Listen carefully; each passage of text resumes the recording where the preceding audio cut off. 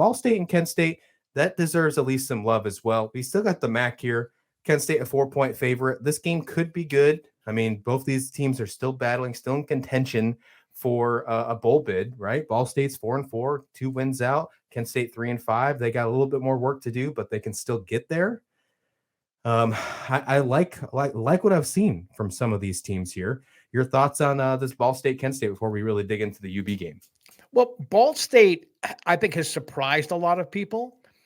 But when you look at, their offensive talent, but by halftime of this game, it's quite possible they're going to have a 2,000-yard passer and a 1,000-yard rusher. So John Paddock is just one of those typical MAC quarterbacks. Can make the plays downfield, but he's more of a game manager. I mean, he really does. I never thought you could teach field vision, but that's something in the MAC tradition going back 3-4 decades. Quarterbacks come out and they see the whole field. When they're coming out of the huddle, even before they're at the line, they're coming out of the huddle and they're looking and they're seeing things, and they're either already calling audibles or they're adjusting on the fly for that. He's that kind of quarterback. Carson Steele, he's going to be one of those running backs that maybe doesn't get drafted, but comes in as an unsigned free agent when it comes time for him to graduate. And suddenly he's in the starting backfield, on Sunday. So he's a smart running back. He's great at finding holes.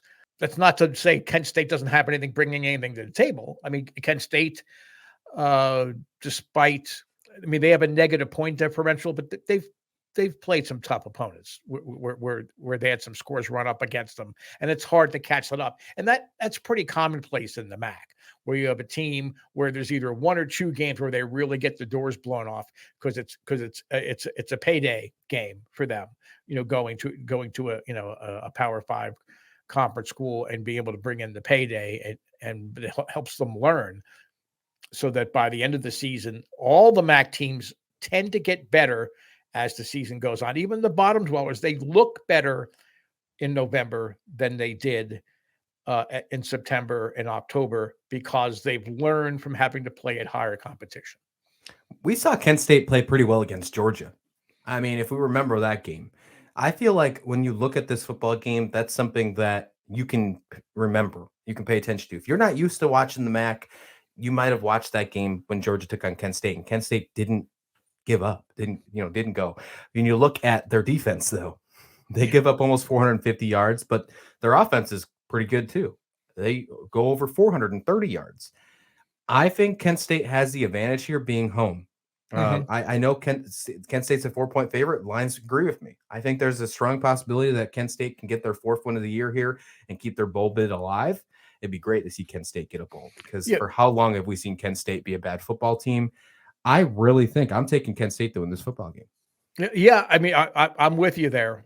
The only thing that can go wrong is if their defense really has a down game and they allow either Paddock through the air or Steele on the ground to break up some big plays. Kent State is undefeated at home at 3-0, and it's looking like they're going to be 4-0 after this game tomorrow. Very strong way to do that. 4-0, getting yourself a 4 games, 2 out from a bowl. I'd love to see it for Kent State.